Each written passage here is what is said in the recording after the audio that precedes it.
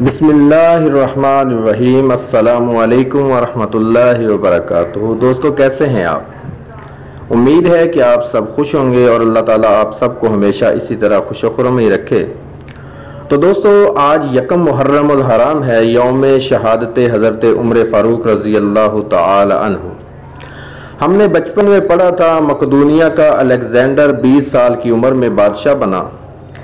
23 سال کی عمر میں مقدونیہ سے نکلا۔ اس نے سب سے پہلے پورا یونان فتح کیا، اس کے بعد وہ ترکی میں داخل ہوا، پھر ایران کے دارا کو شکست دی، پھر وہ شام پہنچا، پھر اس نے یروشلم اور بابل کا رخ کیا، پھر وہ مصر پہنچا، پھر وہ ہندوستان آیا۔ ہندوستان میں اس نے پورس سے جنگ لڑی۔ پورس کی جنگ جیتنے کے بعد اپنے عزیز جان گھوڑے کی یاد میں پھالیا شہر آباد کیا۔ مکران سے ہوتا ہوا واپسی سفر شروع کیا تو راستے میں ٹائیفائڈ میں مبتلا ہوا اور 323 قبل مسیح میں 33 سال کی عمر میں بخت نصر کے محل میں انتقال کر گیا۔ دنیا کو آج تک بتایا گیا وہ انسانی تاریخ کا عظیم جرنیل، فاتح اور بادشاہ تھا، اور تاریخ نے اس کے کارناموں کی وجہ سے اسے الیگزینڈر دی گریٹ کا نام دیا، اور ہم نے اسے اسکندر اعظم یعنی بادشاہوں کا بادشاہ بنا دیا۔ لیکن آج 21ویں صدی میں پوری دنیا کے مورخین کے سامنے میں یہ سوال رکھتا ہوں، کیا حضرت عمر فاروق رضی اللہ تعالی عنہ کے ہوتے ہوئے الیگزینڈر کو اسکندر اعظم کہلانے کا حق حاصل ہے؟ میں دنیا بھر کے مورخین کو اسکندر اعظم اور حضرت عمر فاروق رضی اللہ تعالی عنہ کی فتوحات اور کارناموں کے موازنے کی دعوت دیتا ہوں۔ آپ بھی سوچئے، الیگزینڈر بادشاہ کا بیٹا تھا، اسے دنیا کی بہترین لوگوں نے گھڑ سواری سکھائی، اسے ارسطو جیسے استادوں کی صحبت ملی تھی، اور جب وہ 20 سال کا ہو گیا تو اسے تخت اور تاج پیش کر دیا گیا، جبکہ اس کے مقابلے میں حضرت عمر فاروق رضی اللہ تعالی عنہ کی 7 پشتوں میں کوئی بادشاہ نہیں گزرا تھا۔ آپ بھیڑ بکریاں اور اونٹ چراتے چراتے بڑے ہوئے تھے، اور آپ نے تلوار بازی اور تیر اندازی بھی کسی اکیڈمی سے نہیں سیکھی تھی۔ سکندر اعظم نے آرگنائزڈ آرمی کے ساتھ 10 برسوں میں 17 لاکھ مربع میل کا علاقہ فتح کیا تھا، جبکہ حضرت عمر فاروق رضی اللہ تعالی عنہ نے 10 برسوں میں آرگنائزڈ آرمی کے بغیر 22 لاکھ مربع میل کا علاقہ فتح کیا، اور اس میں روم اور ایران کی 2 سپر طاقتیں بھی شامل تھیں۔ آج کے سیٹلائٹ میزائل اور آبدوز کے دور میں دنیا کے کسی حکمران کے پاس اتنی بڑی سلطنت نہیں ہے جو سلطنت حضرت عمر فاروق رضی اللہ تعالی عنہ نے نہ صرف گھوڑوں کی پیٹھ پر فتح کرائی تھی بلکہ اس کا انتظام و انصرام بھی چلایا تھا۔ الیگزینڈر نے فتوحات کے دوران اپنے بے شمار جرنیل قتل کرائے، بے شمار جرنیلوں اور جوانوں نے اس کا ساتھ چھوڑا، اس کے خلاف بغاوتیں بھی ہوئی، ہندوستان میں اس کی فوج نے آگے بڑھنے سے انکار بھی کر دیا، لیکن حضرت عمر فاروق رضی اللہ تعالی عنہ کے کسی ساتھی کو ان کے حکم سے سرتابی کی جرأت نہ ہوئی۔ وہ ایسے کمانڈر تھے کہ آپ نے عین میدان جنگ میں عالم اسلام کے سب سے بڑے سپہ سالار حضرت خالد بن ولید رضی اللہ تعالی عنہ کو مذعول کر دیا۔ کتنی بڑی بات ہے! تو لیکن دیکھا تاریخ لکھتی ہے کہ کسی کو یہ حکم ڈالنے کی جرأت نہ ہوئی۔ آپ نے حضرت سعد بن ابی وقاص رضی اللہ تعالی عنہ کو کوفے کی گورنری سے ہٹا دیا۔ آپ نے حضرت حارث بن کعب رضی اللہ تعالی عنہ سے گورنری واپس لے لی۔ آپ نے حضرت عمرو بن عاص رضی اللہ تعالی عنہ کا مال ضبط کر لیا۔ آپ نے ہمس کے گورنر کو واپس بلا کر اونٹ چرانے پر لگا دیا، لیکن کسی کو حکم عدولی کی جرأت نہ ہوئی۔ الیگزینڈر نے 17 لاکھ مربع میل کا علاقہ فتح کیا، لیکن دنیا کو کوئی نظام، کوئی سسٹم نہ دے سکا، جبکہ حضرت عمر فاروق رضی اللہ تعالی عنہ نے دنیا کو ایسے سسٹم دیے جو آج تک پوری دنیا میں رائج ہیں۔ وہ سسٹم سنیے: سن ہجری کا اجرا کیا، جیل کا تصور دیا، مؤذنوں کی تنخواہیں مقرر کی، مسجدوں میں روشنی کا بندوبست کرایا، پولیس کا محکمہ بنایا، ایک مکمل عدالتی نظام کی بنیاد رکھی، آب پاشی کا نظام قائم کرایا، فوجی چھاونیاں بنوائیں، فوج کا باقاعدہ محکمہ قائم کیا۔ آپ نے دنیا میں پہلی بار دودھ پیتے بچوں اور مزدوروں اور بیواؤں کو اور بے آسرا لوگوں کو وظائف دیے۔ آپ نے دنیا میں پہلی بار حکمرانوں، سرکاری عہدیداروں اور والیوں کے اثاثے ڈکلیئر کرنے کا تصور دیا۔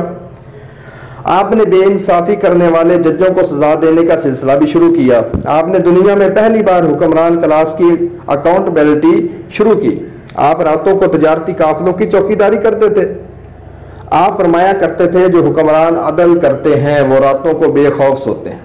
آپ کا فرمان تھا قوم کا سردار قوم کا سچا خادم ہوتا ہے۔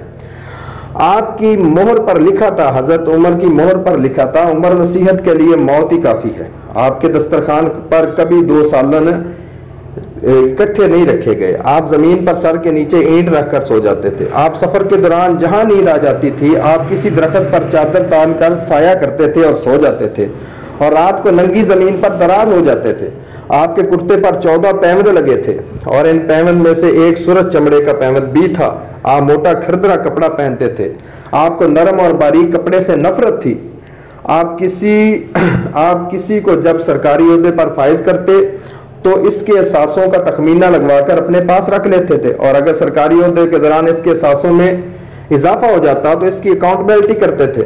آپ جب کسی کو گورنر بناتے تو اسے نصیحت فرماتے تھے، کبھی ترکی گھوڑے پر نہ بیٹھنا، باریک کپڑے نہ پہننا، چھنا ہوا آٹا نہ کھانا، دربان نہ رکھنا، اور کسی فریادی پر دروازہ اپنا کبھی بھی بند نہ کرنا۔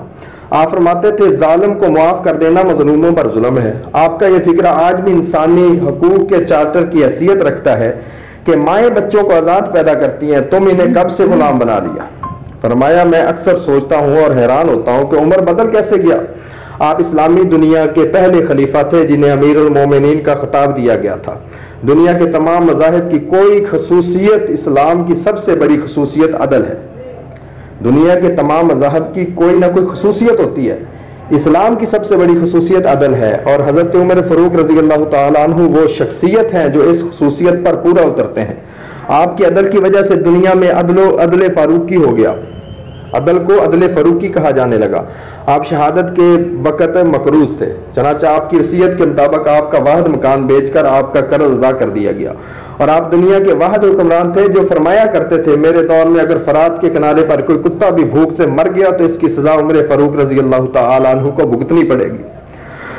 آپ کے عدل کی یہ حالت تھی کہ آپ کا انتقال ہوا تو آپ کی سلطنت کے دور دراز علاقے کا ایک چرواہا بھاگتا ہوا لوگوں کے درمیان آیا اور چیخنے لگا، لوگوں حضرت عمر فاروق رضی اللہ تعالیٰ عنہ کا انتقال ہو گیا۔ لوگوں نے حیرت سے پوچھا تم مدینہ سے ہزاروں میل دور جنگل میں ہو، تمہیں اس آنے کی اطلاع کس نے دی؟ تو اس چرواہے کے الفاظ سننے والے تھے، کہنے لگا جب تک حضرت عمر فاروق رضی اللہ تعالیٰ عنہ زندہ تھے میری بھیڑیں جنگل میں بے خوف پھرتی تھی اور کوئی درندہ ان کی طرف آنکھ اٹھا کر نہیں دیکھتا تھا، لیکن آج پہلی بار ایک بھیڑیا میرے بھیڑ کا بچہ اٹھا کر لے گیا۔ میں نے بھیڑیے کی یہ جرت دیکھ کر جان لیا کہ آج دنیا میں حضرت عمر فاروق رضی اللہ تعالیٰ عنہ موجود نہیں ہے۔ میں دنیا بھر کے مورخین کو دعوت دیتا ہوں کہ وہ الیگزینڈر کو حضرت عمر فاروق رضی اللہ تعالیٰ عنہ کے سامنے رکھ کر تو دیکھیں، انہیں الیگزینڈر حضرت عمر فاروق رضی اللہ تعالیٰ عنہ کے سامنے پہاڑ کے سامنے کنکر دکھائی دے گا، کیونکہ الیگزینڈر کی بنائی سلطنت اس کی وفات کے 5 سال بعد ختم ہو گئی تھی، جبکہ حضرت عمر فاروق رضی اللہ تعالیٰ عنہ نے اپنے دور میں جس خطے میں اسلام کا جھنڈا بجوایا وہاں سے آج بھی اللہ اکبر کی صدائیں آتی ہیں، وہاں آج بھی لوگ اس اللہ کے سامنے سجدہ کرتے ہیں۔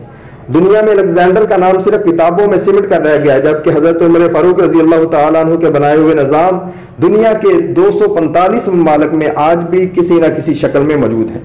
آج بھی جب کسی ڈاک خانے سے کوئی خط نکلتا ہے، پولیس کا کوئی سپاہی وردی پہنتا ہے، کوئی فوجی جوان 6 ماہ بعد چھٹی پر جاتا ہے، یا پھر حکومت کے کسی بچے معذور بیوہ یا بے آسرا شخص کو وظیفہ دیتی ہے، تو وہ معاشرہ، وہ سوسائٹی بے اختیار حضرت عمر فاروق رضی اللہ تعالیٰ عنہ کو عظیم تسلیم کرتی ہے، وہ انہیں تاریخ کا سب سے بڑا سکندر مان لیتی ہے، ماں سوائے ان مسلمانوں کے جو آج احساس کمتری کے شدید شکار ہیں، اور حالت ان کی یہ ہے کہ کلمہ پڑھتے تک بھی، کلمہ پڑھنے کے لیے بھی دائیں بائیں دیکھتے ہیں کہ کوئی سننے والا تو نہیں ہے۔